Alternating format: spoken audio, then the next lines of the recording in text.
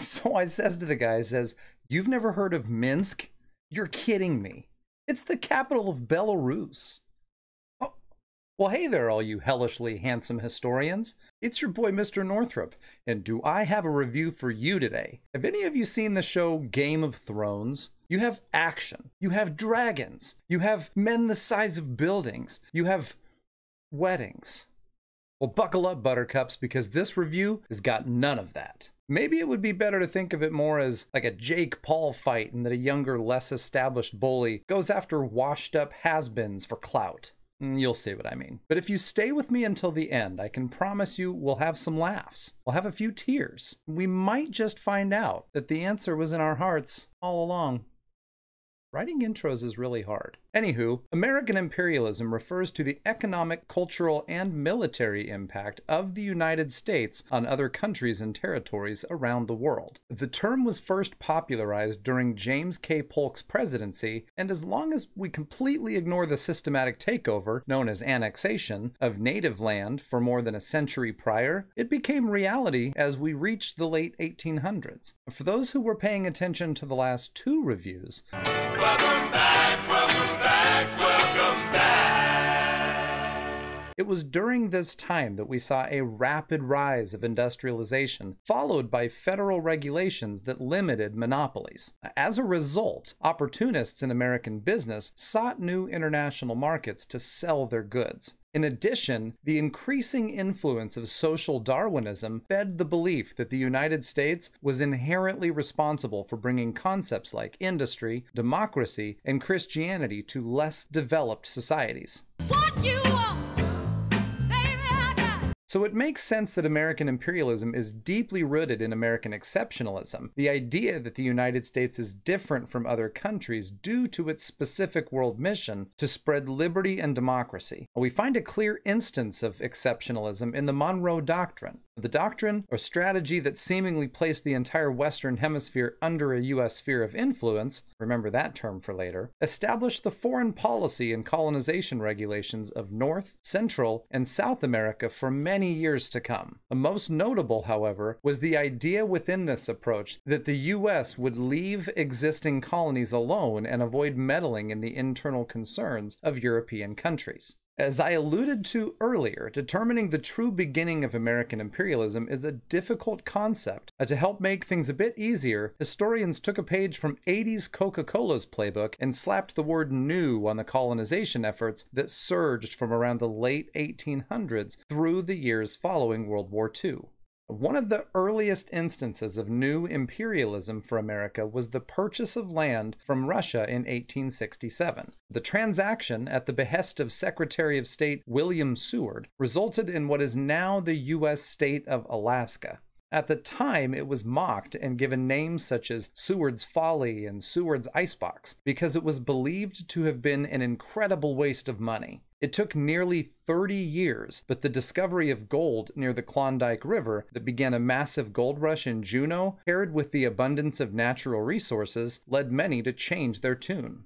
While the U.S. acquisition of Alaska was more of a show of economic might, Hawaii's story is one of many levels. If we fast forward through the Polynesian settlements of the 10th century, we get to roughly 1200 when Tahitian explorers began setting up camp on the islands that saw the rise of Hawaiian civilization. For nearly 500 years, Hawaii stayed isolated until the American Revolution, when U.S. citizens began immigrating there. Early inhabitants were missionaries, but American farmers began cultivating sugar. Before long, American presence was so strong in Hawaii that they began influencing revisions to the Constitution that would fracture the monarchy. When Queen Liliuokalani attempted to restore royal powers in 1893, U.S. businessmen and military officials spearheaded a complete overthrow. Within a few short years, Hawaii was a U.S. territory.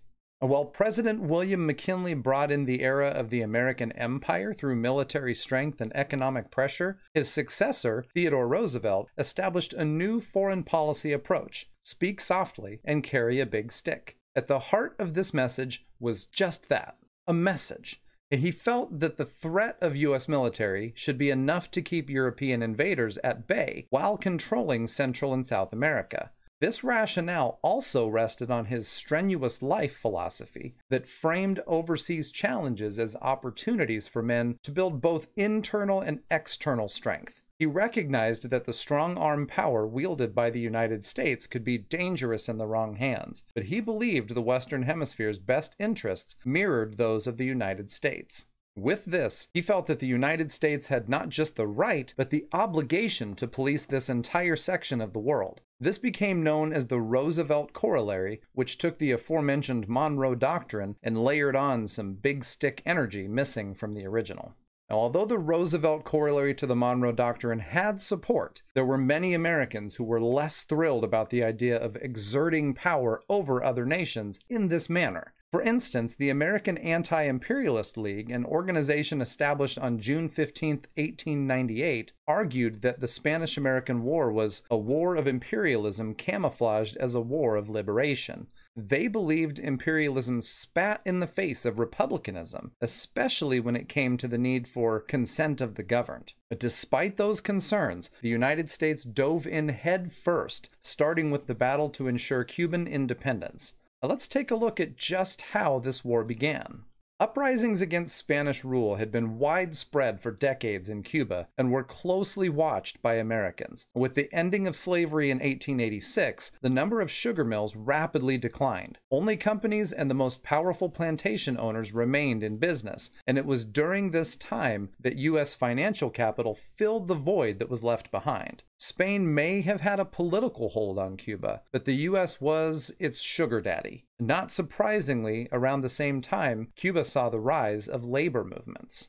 But it would be a crime to discuss the lead up to the conflict without acknowledging Cuban revolutionary José Martí, who moved to the U.S. in 1881 following his deportation to Spain a few years prior. It was in the States where he mobilized the support of the Cuban exile community, most notably in southern Florida. He aimed for a revolution and independence from Spain, but also lobbied against the U.S. annexation of Cuba, a move that some American and Cuban politicians desired. By 1897, American public opinion grew angrier at reports of Spanish atrocities in Cuba. These reports came in the turn-of-the-century version of clickbait known as yellow journalism. The stories were built on partial truths, but were sensationalized in an effort to sell newspapers. After the mysterious sinking of the American battleship the USS Maine in Havana Harbor, and the publication of a less than flattering letter written by Spanish ambassador to the US Enrique Dupuy de Lome, growing concerns from those feeding into this manipulative press, as well as political pressures from the Democratic Party, pushed President William McKinley into a war he had wished to avoid.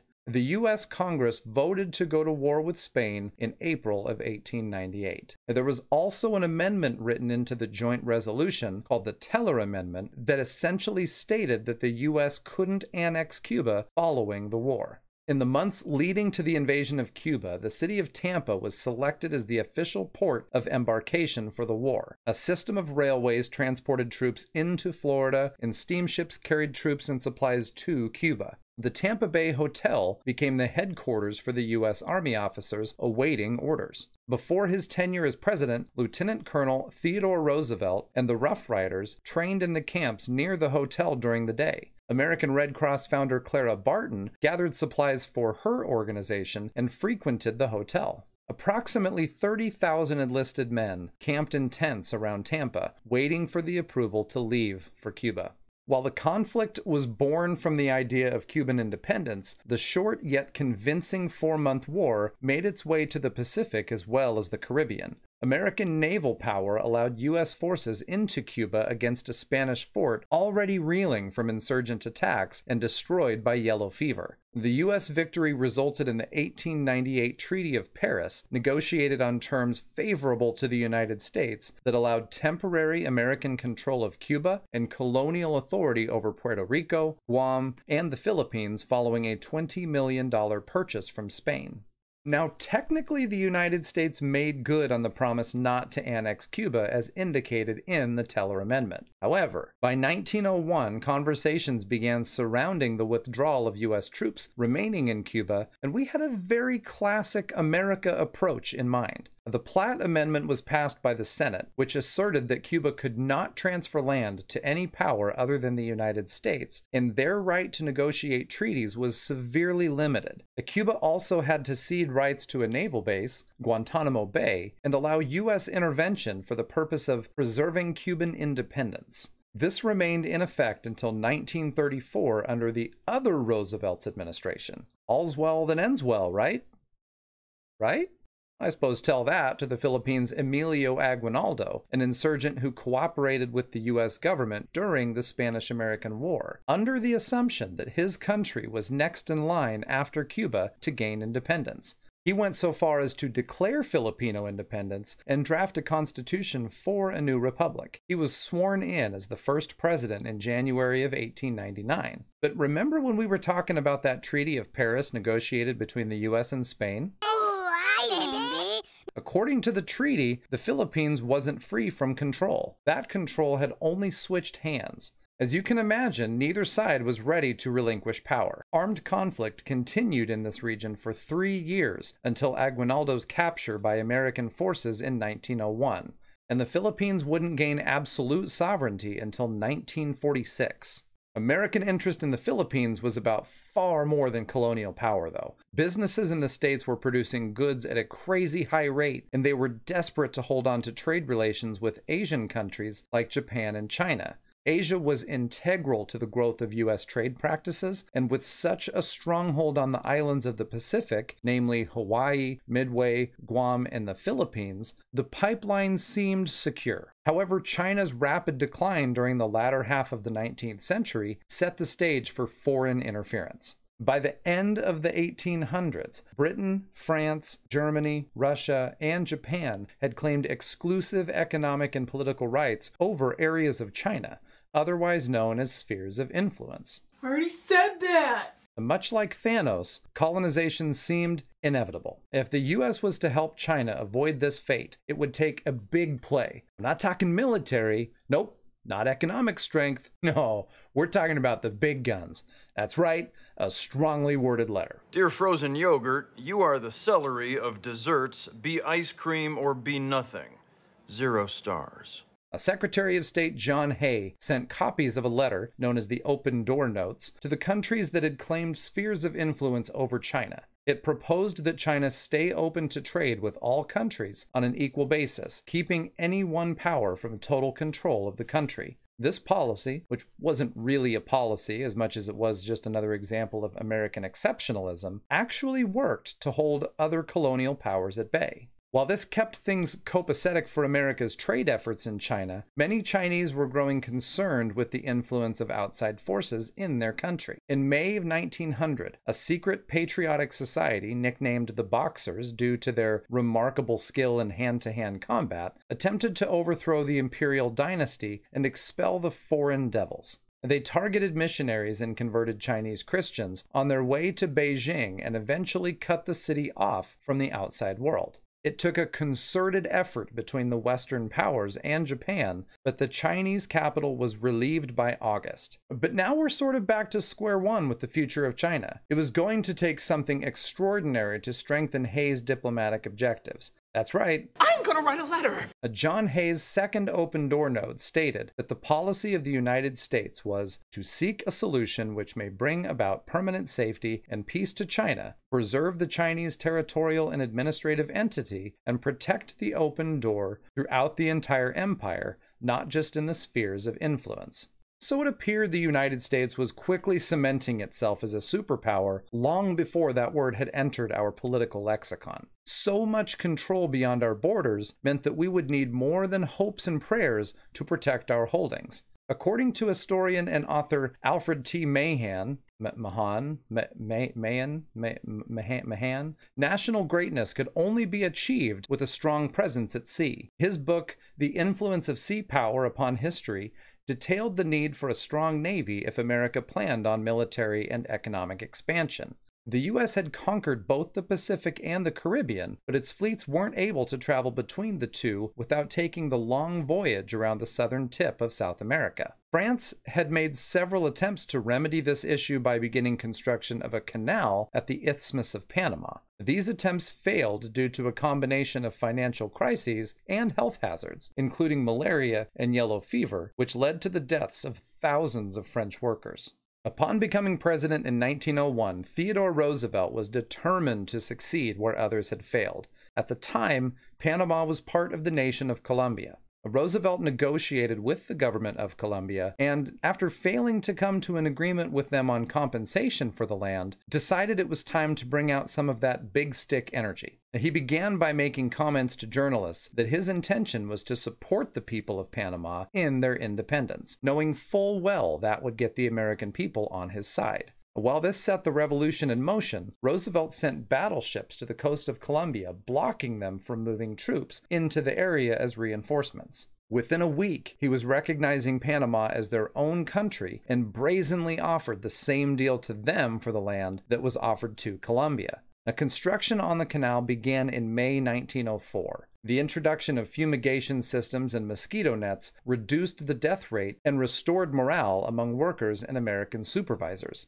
Excited by the work, Roosevelt became the first sitting U.S. president to leave the country while in office, traveling to Panama to visit the construction site and take a turn at the steam shovel to remove dirt. With construction of the canal underway, Roosevelt had sent a pretty clear message to the rest of the world that there would be no more colonizing of the Western Hemisphere, and that European interference would no longer be tolerated. In 1904, Roosevelt set his corollary to the Monroe Doctrine in motion by placing the United States in the role of the police power of the Western Hemisphere, and set a course for the U.S. relationship with Central and Latin America that played out over the next several decades.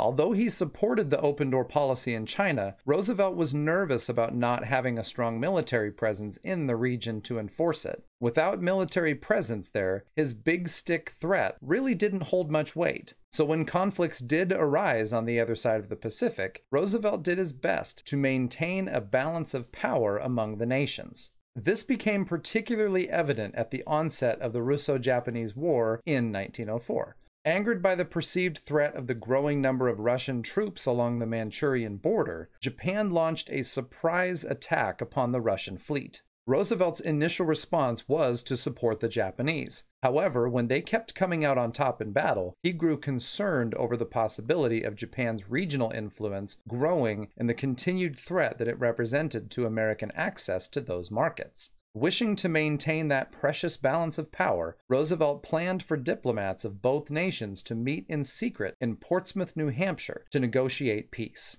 He facilitated the heck out of the meeting, securing peace in the region and garnering the Nobel Peace Prize for his efforts.